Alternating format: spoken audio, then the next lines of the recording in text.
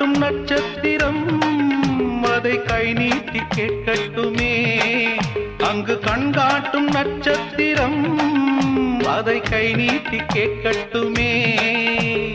என் வீட்டு மாடப்புறா இது என் தோளில் ஆடட்டுமே. இது தேயாத மஞ்சள் நிலா ஒரு தென்பாங்கு பாடட்டுமே. கஸ்தூரி மான் குட்டியா இது கண்ணீரை ஏன் சிந்துதா. உனை ஆவாரம் பூ தொட்டதோ அதில் அம்மாடி புண்பட்டதோ.